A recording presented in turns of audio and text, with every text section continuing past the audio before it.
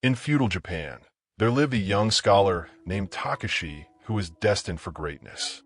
Accepted into the prestigious Imperial Academy at age 19, he was the pride of his village. His calligraphy was flawless, his mathematics brilliant, his poetry celebrated. But by his second year, something dark had taken hold of him. A merchant had brought forbidden scrolls from distant lands, images that promised pleasure but delivered only emptiness. Takashi found himself drawn to them, night after night, until his studies crumbled, his honor faded, and his spirit withered. This is the story of how one young man discovered an ancient system that saved not just his academic career, but his very soul. This is part 1, The Fallen Scholar. If you're watching this, you might see yourself in Takashi's story. Subscribe and comment below.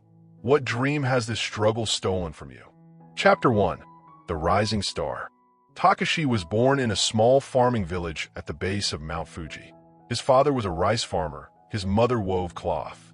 They were simple, honest people who saved every coin so their brilliant son could attend the Imperial Academy in Edo. When the acceptance letter arrived, the entire village celebrated. Takashi will become a scholar official. He will bring honor to our village. The journey to Edo took 7 days. Takashi carried everything he owned in a single cloth bundle. 3 robes, his writing brushes, his father's lucky stone, and a letter from his mother. My dear son, you carry our dreams with you. Study hard. Bring honor to our family name. Make us proud. The Imperial Academy was magnificent. Wooden halls with curved roofs, gardens of cherry blossoms, libraries filled with ancient texts. Takashi threw himself into his studies. He excelled in mathematics, calligraphy, poetry, and philosophy. His instructors noticed. This young man has exceptional potential. He could serve in the shogun's court someday. By the end of his first year, Takashi ranked 3rd in his class of 200 students. His future was bright. Then everything changed. Chapter 2, The Merchant's Gift. A traveling merchant arrived in Edo from the port cities, bringing goods from distant lands. Among his wares were special scrolls, ukiyo-e prints depicting scenes that respectable people did not speak of publicly. Takashi's roommate, Kenji, purchased several. Look at these, Takashi. Have you ever seen anything like this? Takashi glanced briefly and turned away, embarrassed. We should be studying. But Kenji laughed. We've been studying for weeks. One look won't hurt. Everyone does this. It's normal. That night, after Kenji fell asleep, Takashi's curiosity won.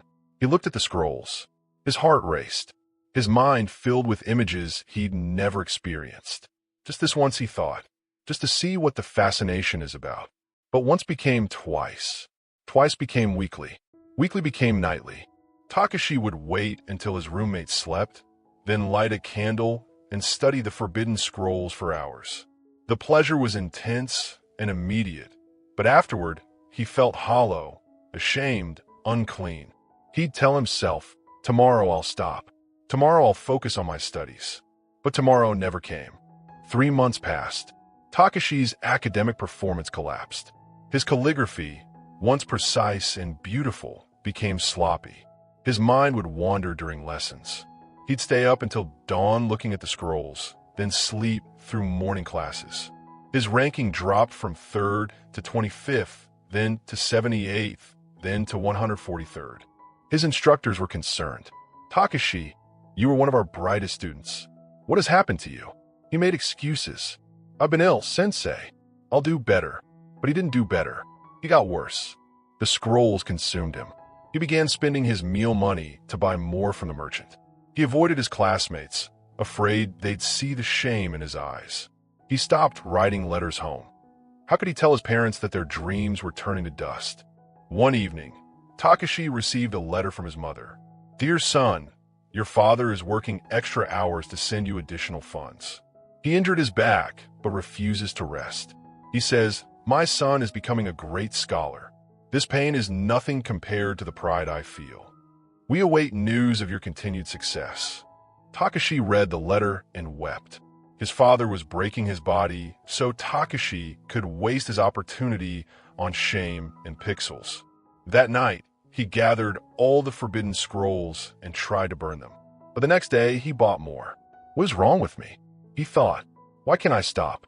Am I cursed? Am I weak? Am I beyond saving? Chapter 4. The Ultimatum. At the end of his second year, the academy headmaster summoned Takashi to his office. Takashi, you entered this academy ranked among the top students. You showed extraordinary promise, but your performance this year has been unacceptable. Your ranking is now 187th out of 200. Your calligraphy is rushed. Your poetry lacks spirit. Your mathematical work is careless. I'm placing you on academic probation. You have 1 semester to prove you belong here. If you do not improve significantly, you will be expelled and your place given to someone more deserving. More importantly, you will bring shame upon your family name. Is that what you want? No, headmaster, Takashi whispered, staring at the floor. Then prove it. Dismissed. Takashi walked through the cherry blossom gardens, his mind in turmoil. How could he explain to his parents that he'd wasted their sacrifice? How could he return to his village in disgrace? He decided he would try one more time to change. He would use pure willpower. He would simply never look at those scrolls again. But that night, alone in his room, the urge came, and he gave in. Again. Chapter 5. The Mysterious Poster.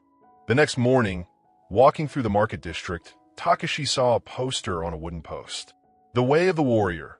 Ancient Methods for Mastering the Self. Master Hiroshi teaches the 5 pillars of discipline. All who seek true transformation are welcome. Dojo of the Mountain Shadow, North District. Something about those words stirred something in Takashi. Ancient methods for mastering the self.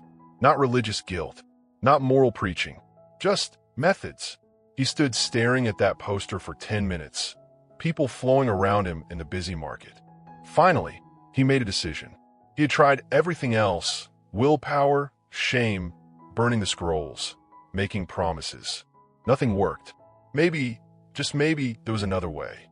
That afternoon, Takashi found the dojo of the Mountain Shadow. It was a humble building tucked between a tea house and a swordmaker's shop. He stood outside for a long time, gathering courage. Then he opened the door. Inside, an elderly man with silver hair tied in a topknot was teaching a small group of students. They moved through forms slowly, deliberately, each motion controlled and purposeful. When the class ended, the elderly man noticed Takashi standing uncertainly by the door. First time here, young one? Yes, master. I saw your poster. About mastering the self. I need help. I'm a student at the Imperial Academy, but I'm failing. Not because I'm not smart enough, but because I can't control myself. There's something I can't stop doing, and it's destroying everything.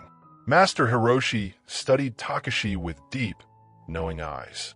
Come sit. Tell me everything. Closing. Write down one dream that your struggle has stolen from you. Just one. Be honest.